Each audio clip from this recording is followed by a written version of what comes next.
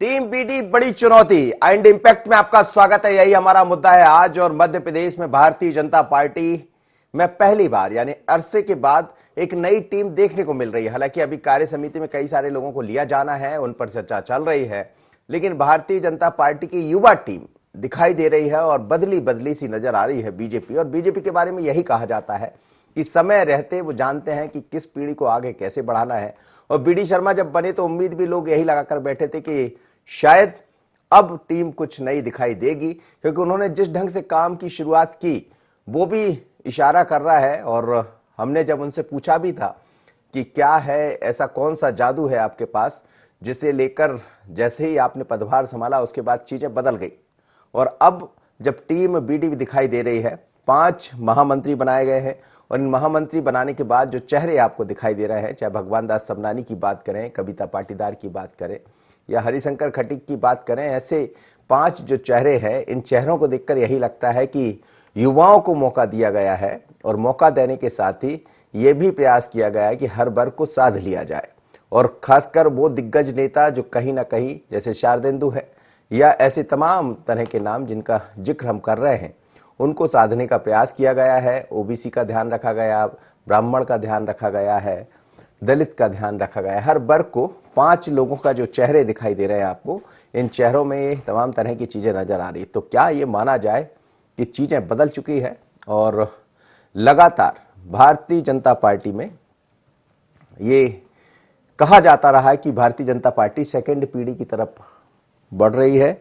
और लगातार इसके बाद भी ये बातें कही जाती रही, कांग्रेस की तरफ से सवाल उठाए जाते रहे और ये भी बताया जाता रहा है कि कांग्रेस में चीजें बदल नहीं रही है, कांग्रेस उसी पीढ़ी पर चलना चाहती है। लेकिन बीजेपी सीधे तौर पर एक मैसेज देने में कामयाब रही है और इस मैसेज के जरिए शायद बीजेपी ये बताना चाहते हैं, बीडी शर्मा ये बताना चाहते हैं कि अब बीजेपी बदल गई है, नए लोगों को मौका मिलेगा, काम का अवसर मिलेगा। चलिए, अरविंद तिवारी मेरे साथ जुड़ रहे हैं, वरिष्ठ पत्रकार और प्रेस क्लब के अध्यक्ष भी है। अरविंद जी से मैं समझ लेता हूं। अरविंद जी, जो नई टीम बीडी शर्मा जी की दिखाई दे रही है उसको देखकर ये कहा जा सकता है कि पीढ़ी बदल गई है। और भारतीय जनता पार्टी की यही खूबसूरती भी है और यही ताकत भी है कि समय रहते वो अपने आप को बदलना शुरू कर देते हैं। और ये जो 5 लोगों के नियुक्तियां हुई है महामंत्री के पद पर, क्या कहेंगे इसको लेकर? नहीं, बिल्कुल आपने सही कहा कि ये जो पीढ़ी बदलने वाला मामला ही है। हम लगातार भारतीय जनता पार्टी में देखते हैं, सुंदरलाल पटवा के दौर से हम देख रहे हैं कि समय समय पे भारतीय जनता पार्टी बदलाव को बदलाव की पक्षधर रहती है और उसको प्रबलता से लागू कर देती है। पक्षधर तो सभी रहते हैं, लेकिन लागू करने में जो विल पावर थी वो असल में दिखा नहीं पाते हैं नेता। ये जो इस बार के जो महामंत्री पद की 5 नियुक्तियां हैं, सबसे संकेत है कि भारतीय जनता पार्टी में अब जिन्हें सेकंड लाइन का लीडर माना जाता था वो आगे लाए जा रहे हैं। आप देखिए, ये 5 जो नियुक्तियां हुई है, मतलब आप मानिए कि बंसीलाल गुर्जर जैसा व्यक्ति जिसके बारे में कहा जाता था कि वो तो रिटेन होंगे ही होंगे, किसी भी हालत में होंगे। बंसीलाल गुर्जर वो व्यक्ति है जिसने भारतीय जनता पार्टी के शासन में किसान आयोग का अध्यक्ष पद यहाँ पार्टी में संगठन में समय देना शुरू किया, तवज्जो दी थी, उसको प्राथमिकता दी थी। लेकिन बंसीलाल गुर्जर भी उसमें नहीं है। कविता पाटीदार को भी लिया गया, बिल्कुल नया चेहरा है पार्टी का, जिला पंचायत की अध्यक्ष रही है।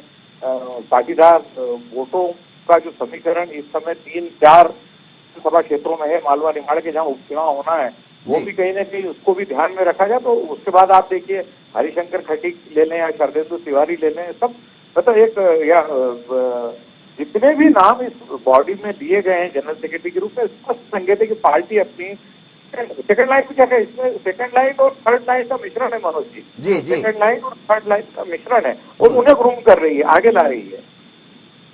जी जी जी जी। चलिए, आप बने रहिए अरविंद जी मेरे साथ। इस वक्त भारतीय जनता पार्टी के प्रवक्ता उमेश शर्मा हमारे साथ जुड़ रहे हैं। उमेश शर्मा जी से भी समझ लेते हैं और साथ ही कांग्रेस से अजय जी जुड़ेंगे, उनसे भी बात करूंगा मैं। उमेश जी, भारतीय जनता पार्टी की नई शुरुआत दिखाई देने लगी। बीडी शर्मा जब अध्यक्ष बने तो ये उम्मीदें थी कि जो कार्य समिति नंदू भैया के बाद से नहीं बनी, अब उसमें लोगों को जगह मिल जाएगी, दिखाई देगा। और हमें लग रहा है एक पीढ़ी परिवर्तन भी है उपचुनाव से पहले, क्योंकि ये तो दिखाई दे रहा है कि टीम बीडी तो नजर आ रही है, लेकिन बड़ी चुनौती भी है भारतीय जनता पार्टी के सामने। नहीं, भारतीय जनता पार्टी ने मनोज जी कभी भी किसी चुनाव या उपचुनाव को स्वाभाविक रूप से चुनौती तो मानते हैं, क्योंकि राजनीतिक क्षेत्र में काम करते हैं तो जो सामने वाले वैचारिक प्रतिद्वंदी है उन वैचारिक प्रतिद्वंदियों का आकलन करते समय भी भारतीय जनता पार्टी इस बात की चिंता और चिंता दोनों करती है कि हम सामने वाले पक्ष को कमजोर कभी नहीं मानते हैं और हम अपनी जो कार्यपद्धति है उस कार्यपद्धति के अनुरूप निरंतर जनता के बीच में हमारे जनप्रतिनिधि भी बने रहते हैं और भारतीय जनता पार्टी का जो कार्डर बेस कार्यकर्ता है वो निरंतर नीचे बूथ इकाइयों पर काम करता है। तो कोई भी चुनाव हमको चिंता पैदा करने वाला चुनाव नहीं होता है और स्वाभाविक रूप से चुनौती तो हर चुनाव में होती है। एक तो ये आपके मूल प्रश्न का जवाब, और दूसरी बात मनोज जी जो नई टीम के बारे में आपने चर्चा करी है और माननीय अरविंद भैया जो बात कह रहे थे मैं सहमत हूँ कि इस समय भारतीय जनता पार्टी में नवाचार आ रहा है और भारतीय जनता पार्टी की कार्यपद्धति का ये वैशिष्ट्य है कि हम लोग स्वयं को बार बार आकलित करते रहते हैं और जहां भारतीय जनता पार्टी के संगठन को लगता है कि पार्टी के व्यापक विस्तार के लिए, पार्टी के सुदृढ़ीकरण के लिए और संगठनात्मक तौर पर भारतीय जनता पार्टी की जनता के मध्य सशक्त उपस्थिति के लिए कुछ नया किया जाना चाहिए तो भारतीय जनता पार्टी वो करने में कभी भी पीछे नहीं रहती है। प्रदेश अध्यक्ष माननीय बीडी भाई साहब जिस दिन से बने थे उन्होंने संकेत दिए थे कि नई टीम आएगी। हमने मंडल अध्यक्षों के लिए आयु सीमा का निर्धारण करा, हमने जिला अध्यक्षों के लिए आयु सीमा का निर्धारण करा और प्रदेश की टीम की ये जो पहली प्राथमिक सूची अभी हमारे पांचों महामंत्री गण की आई है, इसमें भी आप देखेंगे कि जितने चेहरे हैं वो सब नौजवान चेहरे हैं और केवल नौजवान है ये बात नहीं है, अनुभवी भी है। हमारी कविता पाटीदार जी हैं, प्रदेश की पदाधिकारी रही हैं, मंत्री रही है, रामनिवास रावत जी हैं, तो भौगोलिक रूप से भी संतुलन बनाया गया है और बाकी सारी चीजों का भी ध्यान रखा गया है और सबसे बड़ा इस बात का ध्यान रखा गया है कि हमने ऊर्जावान चेहरों को स्थान दिया है। तो मुझे लग रहा है कि निश्चित रूप से ये आने वाले कल की जो भारतीय जनता पार्टी है, हम लोग निरंतर कार्यकर्ता निर्माण में विश्वास करते हैं, भारतीय जनता पार्टी का संगठन, तो आने वाले समय का जो कार्यकर्ता निर्माण है वो अहरनिश जारी रहता है ताकि आने वाले समय में एक शून्य उत्पन्न नहीं हो। आप देखेंगे अन्य राजनीतिक दलों में जो शून्य उत्पन्न दिखाई देता है और 23 नेताओं को जो पत्र लिखने पड़ते हैं, उस पत्र के लिखने के पीछे का कारण यही होता है कि वहां पर स्वाभाविक रूप से कार्यकर्ता निर्माण की कोई कार्य योजना नहीं होती। फिर ये उनका विषय है। चलिए, मेरे साथ जुड़ी गए हैं कांग्रेस के उपाध्यक्ष हैं अजय चौरडिया जी, उनसे ही बात कर लेता हूं। अजय जी, स्वागत है आपका। कांग्रेस में ये दिखाई नहीं देता, नए चेहरों को मौका नहीं मिलता है, कार्यकर्ताओं को आगे बढ़ने का मौका नहीं मिलता है और हम ये देख भी रहे हैं। लेकिन भारतीय जनता पार्टी में जब बीडी शर्मा बने तो एक तो पीढ़ी परिवर्तन भी दिखाई दे रहा है, दूसरी बात यह है कि जिन 5 चेहरों को स्थान दिया गया उसमें हर वर्ग को साधने का प्रयास भी किया गया। देखिए, ये तो बड़ी विडंबना की बात आप कह रहे हैं कि कांग्रेस में नए चेहरों को मौका नहीं दिया जाता है। उसका प्रत्यक्ष उदाहरण आपके पास मैं स्वयं हूँ कि कांग्रेस का एक कार्यकर्ता हूँ और मुझे भी उपाध्यक्ष बनने का मौका दिया गया है। तो दूसरा ये है कि जहाँ तक दूसरी पार्टी का सवाल है, मैं उसमें ज्यादा कुछ बोलना इसलिए नहीं चाहता कि यह उनका इंटरनल मामला है। अभी तो आप देखिए कि उनके यहाँ असंतुष्टों को संतुष्ट करने के लिए बहुत कुछ करना पड़ेगा और जो पार्टी अपने आप को केडर बेस्ड पार्टी बतला रही है, मानते हैं, पर उनके यहाँ जो स्थिति आज बनी हुई है वह बड़ी दयनीय स्थिति है। मंत्री बनाने में कितना समय लगा, संगठन का महामंत्री बनाने में कितना समय लगा, और आप कल से ही देखिए कि सिंधिया गुट के लोगों की फिर आवाज आएगी। अभी तो उनके कोटे से लोग बनना बाकी, पर वो करे। हमारा कमलनाथ जी का एकमात्र ध्येय मध्य प्रदेश में सरकार बनाना है। हम सब कार्यकर्ताओं का ध्येय है कि सरकार बनाना है और मैं आपको बहुत दावे के साथ बोलता हूं कि सामने बीजेपी संगठन मजबूत करती रहे, जो भी करे, कांग्रेस सरकार बना रही है। कांग्रेस के सारे विधायक जो चुनाव लड़ेंगे, एक दो कहीं किसी के भाग्य से कोई जीत जाए तो अलग बात है, पर सारे के सारे विधायक। इस दावे का आधार क्या है अजय जी? ये तो आप स्वयं ही देख रहे हैं, जहां जहां जा रहे हैं। आज चंबल क्षेत्र में जो सिंधिया जी के खिलाफ नारे लग रहे हैं, नारे से नहीं, जो भीड़ इकट्ठी हो रही है और जो कांग्रेस में समर्थन लोगों का मिल रहा है, जिस तरह से कांग्रेस की सरकार गिराकर भाजपा ने विधायकों की खरीद फरोख्त कर सरकार बनाई है, उससे जनता बहुत नाराज है। मैं तो कई क्षेत्रों में भी होकर आया हूं और जो स्थिति बन रही है, मैं दावे से बोलता हूं आपको कि कमलनाथ जी इस प्रदेश के फिर मुख्यमंत्री बन रहे हैं और उसमें कोई संशय नहीं है। चलिए, आप संशय रखना भी नहीं चाहिए, पार्टी के लीडर हैं आप, और हर नेता की यही जिम्मेदारी होती है कि वो ये कहते रहे कि हम चुनाव जीत रहे हैं। हालांकि ये जनता के हाथ में होता है। अरविंद तिवारी जी के पास वापिस चलूंगा। अरविंद जी, 27 सीटों पर उपचुनाव होना है और कांग्रेस ये भी दावा कर रही है कि उनका सर्वे कह रहा है कि वो बढ़त लेंगे, बल्कि सरकार उनकी बनने जा रही है, जैसा अजय जी भी अभी कह रहे थे। लेकिन सवाल यही है कि जब हम टीम को देखते हैं तो वही कमलनाथ जी, वही पुराने चेहरे, और उन्हीं के पास तमाम तरह की जिम्मेदारी, विपक्ष के नेता भी वही बन गए। पर कांग्रेस में ये जो पीढ़ी परिवर्तन है, जिसको लेकर कई पीढ़ी उम्मीद लगाकर बैठी है, वो दिखाई नहीं देता। ऐसे में क्या आपको लग रहा है कि उपचुनाव में नैया पार हो जाएगी? देखिए, कमलनाथ तो बहुत कॉन्फिडेंट है। कुछ दिनों पहले मेरी उनसे मुलाकात हुई थी, तो वो तो प्रति प्रश्न करते हैं। उसका ये कहना है कि आप तो ये बताइए कि भारतीय जनता पार्टी मध्य प्रदेश में कितने चार है, तो लीडर का कॉन्फिडेंट होना जरूरी है। आप थोड़ा मोबाइल के पास आइएगा अरविंद जी। मेरा ये कहना है कि एक लीडर का कॉन्फिडेंट रहना तो जरूरी है, क्योंकि लीडर यदि कॉन्फिडेंट नहीं रहेगा तो उसकी टीम कैसे कॉन्फिडेंस के साथ काम करेगी, मैदान कैसे संभाल पाएगी। ठीक है। उसका कॉन्फिडेंस तो अपनी जगह है, लेकिन उसका क्या आधार है, ये वास्तव में चर्चा का विषय है। दूसरा जो मैदानी जी जी अरविंद जी, चलिए हम लौटेंगे अरविंद जी के पास और सीधे उमेश शर्मा जी के पास चलता हूं। उमेश जी, आप सुन रहे होंगे अजय जी को, जिस तरह के सवाल खड़े किए जा रहे हैं भारतीय जनता पार्टी के ऊपर, और बड़े ही ऐसा लग रहा है कि उनके सामने तो कोई चुनौती ही नहीं है। बहुत अच्छी बात है। अगर वे लोग इतने अति आत्मविश्वास में है तो उनके इस अति आत्मविश्वास का मुझे लगता है कि हमारे पास धन्यवाद के अतिरिक्त और कोई शब्द नहीं है। हम भारतीय जनता पार्टी की, जो मैंने पहले भी कहा था कि हम इस चुनाव को बहुत गंभीरता से ले रहे हैं और ये आने वाला परिणाम बताएगा। अजय जी के दावों के बारे में मैं कुछ भी कहना नहीं चाहता हूँ। अजय जी के दावे का जो प्रमाणीकरण है वो चुनाव के परिणाम आने के बाद स्वयं हो जाएगा।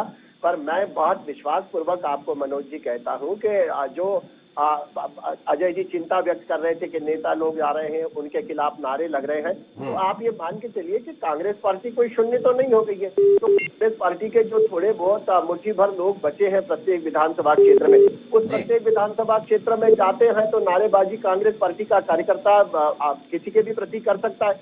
और चूंकि नकारात्मकता को की जो टीआरपी होती है वो बहुत ज्यादा होती है, न्यूज सेंस की अपनी एक वैल्यू होती है, तो इलेक्ट्रॉनिक चैनलों पर भी दिखाई दे जाता है, सोशल मीडिया पर दिखाई देता है, प्रिंट मीडिया भी उठाता है।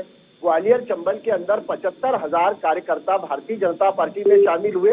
उस विषय को उतना बड़ा नहीं माना जा रहा है कांग्रेस के द्वारा, और इस विषय को बहुत बड़ा माना जा रहा है कि 2000 कार्यकर्ता इकट्ठे होकर और ज्योतिरादित्य जी के खिलाफ नारेबाजी करते, तो इनको लगता है कि 2000 कार्यकर्ताओं का जो विशाल समूह है ये इसका विरोध बड़ा परिणाम परक होगा। और इसको वो दिखाई नहीं देता जो 75,000 लोग उस ग्वालियर चंबल संभाग में हमारे नेताओं के 3 दिन के प्रवास के दौरान भारतीय जनता पार्टी के साथ कंधे से कंधा और कदम से कदम मिलाकर खड़े हो गए आकर। तो भारतीय जनता पार्टी जो है वो प्रमाण में विश्वास करती है, तथ्य में विश्वास करती है, तर्क में विश्वास करती है। हमने जो आकलन करा है, हमको लग रहा है कि हम वहां पर प्लस कर रहे हैं। हमको लग रहा है कि मालवा उमेश जी, लेकिन जो टीम जिसकी हम जिक्र कर रहे हैं 5 लोगों के चेहरे की, क्या इसमें और जो इजाफा होने वाला वो भी जल्द दिखाई देगा? ये प्रदेश अध्यक्ष जी और संगठन महामंत्री जी विचार कर रहे हैं सारी बातों पर, और ये कब किया जाएगा, किस स्वरूप में किया जाएगा, ये विशेषाधिकार माननीय प्रदेश अध्यक्ष जी का होता है। वे माननीय संगठन महामंत्री जी से परामर्श करके जिस समय उचित होगा अगली जो बाकी की टीम है उसको पूर्णता प्रदान करेंगे। इस समय जो हमारी प्राथमिकता है वो उपचुनाव है। इस समय भारतीय जनता पार्टी का प्रत्येक कार्यकर्ता प्रदेश कार्यकारिणी की सूची की प्रतीक्षा नहीं कर रहा है, वो तो चुनाव की तिथि प्रतीक्षा कर रहा है। हमारा जो लक्ष्य है वो अर्जुन की तरह चिड़िया की आंख पर है।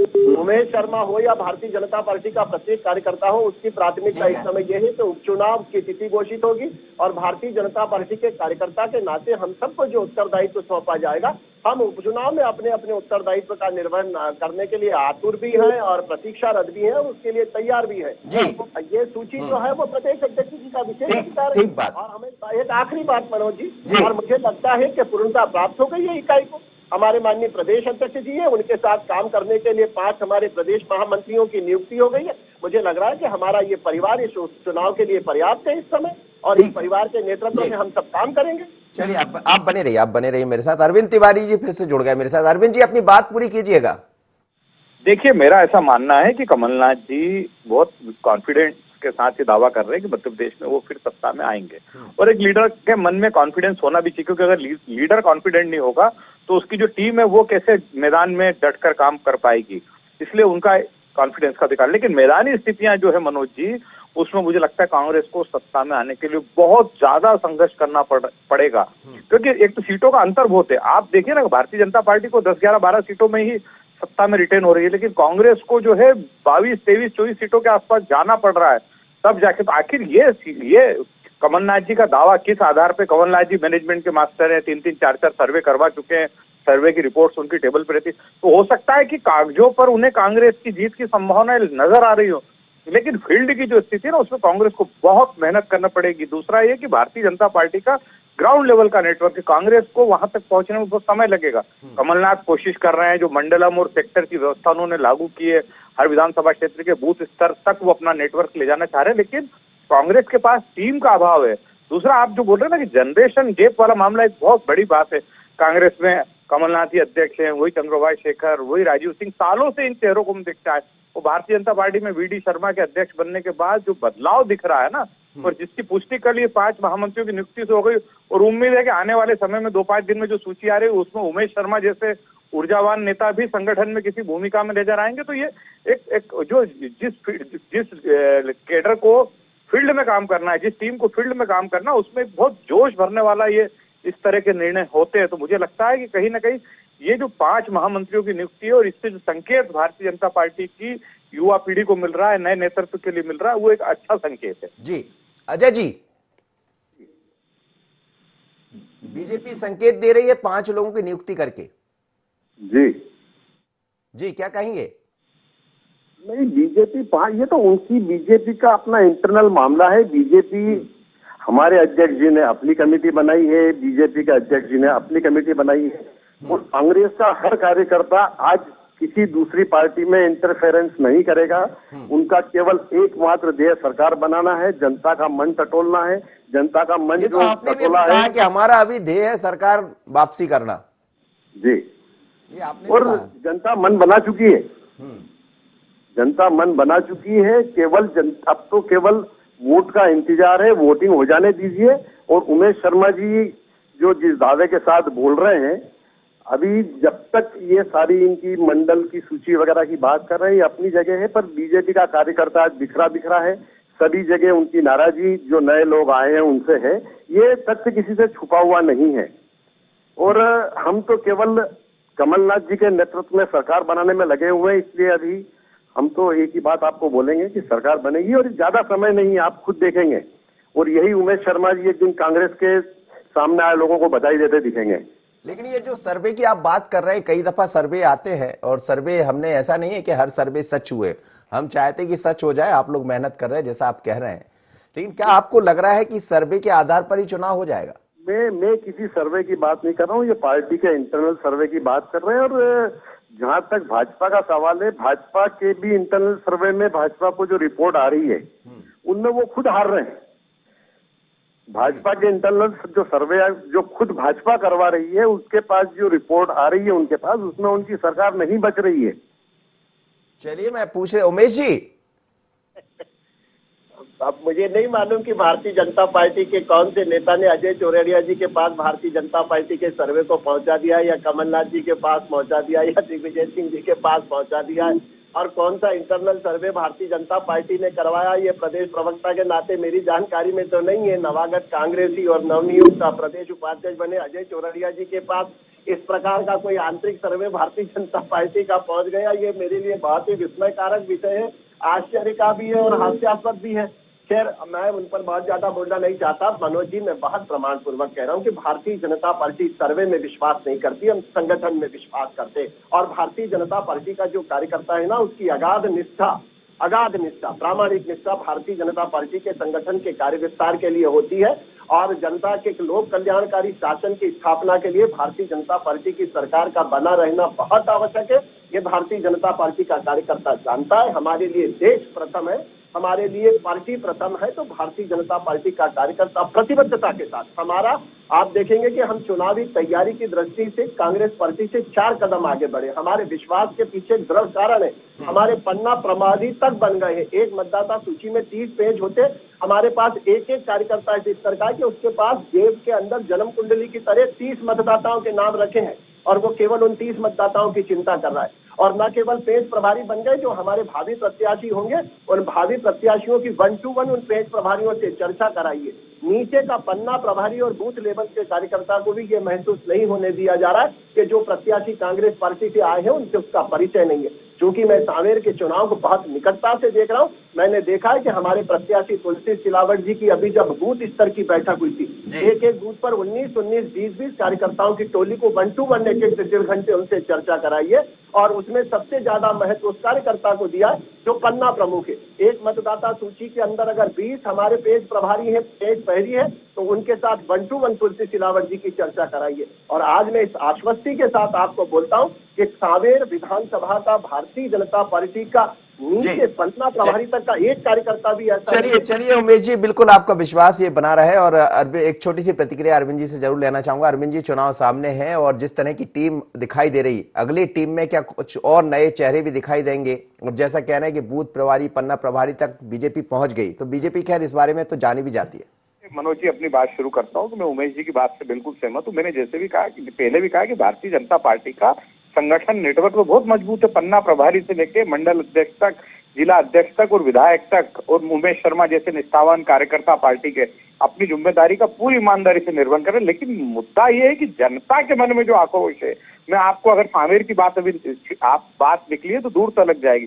सांवेर की अगर हम बात करें तो तुलसी सिलावट 15 महीने मंत्री रहे और इतना जबरदस्त आम लोगों में उनके बीच में आक्रोश है कि भारतीय जनता पार्टी को अपनी पूरी ताकत झोंकना चाहिए। तुलसी सिलावट 4 बार के विधायक उस क्षेत्र से है, 5 या 15 महीने मंत्री रहे, लेकिन उनके खिलाफ तो ये जो जनता के मन में आक्रोश है ना, ये भारतीय जनता पार्टी के लिए, के नेताओं के लिए भी चिंता का विषय ही है। और मुझे लगता है कि जनता का यही आक्रोश कांग्रेस के उत्साह को बढ़ाए हुए, यही आक्रोश कमलनाथ के। चलिए देखना पड़ेगा। अरविंद जी, बहुत बहुत धन्यवाद आप तीनों मेहमानों का, उमेश जी, अरविंद जी और अजय जी मेरे साथ जुड़े। लेकिन मध्य प्रदेश में भारतीय जनता पार्टी, बीडी शर्मा की नई टीम नजर आ रही है। टीम नई है तो चुनौती भी बहुत बड़ी है, क्योंकि सामने उपचुनाव है 27 सीटों पर। दोनों पार्टियों के अपने अपने दावे हैं। एक कह रहे हैं कि सर्वे के आधार पर हम, कांग्रेस का ऐसा दावा है कि सर्वे के आधार जो सामने दिखाई दे रहे हैं, हम सरकार बनाने जा रहे हैं। लेकिन भारतीय जनता पार्टी अपने कैडरवेस पार्टी के जरिए, यानी जिस तरह से वो अपने कार्यकर्ताओं के जरिए आगे बढ़ती है, उसका उदाहरण भी है कि 5 जो नियुक्तियां हुई है उसमें हर वर्ग को साधने का प्रयास किया गया है, मैसेज देने का प्रयास किया गया है कि हम संगठन के आधार पर ही चुनाव लड़ते हैं। तो चुनाव बड़ा दिलचस्प होगा और अभी कुछ और चेहरे बीडी शर्मा की टीम में नजर आएंगे। इंतजार कीजिए, उन्हें देखकर भी बात करना होगा कि आखिर बीडी चाहते क्या है। पर पहली दफा है कि बीडी शर्मा ने जब प्रभार संभाला है तो बीजेपी बदली बदली सी नजर आ रही। इतना ही, मुझे दीजिए इजाजत, बने रहिए IND 24 पर।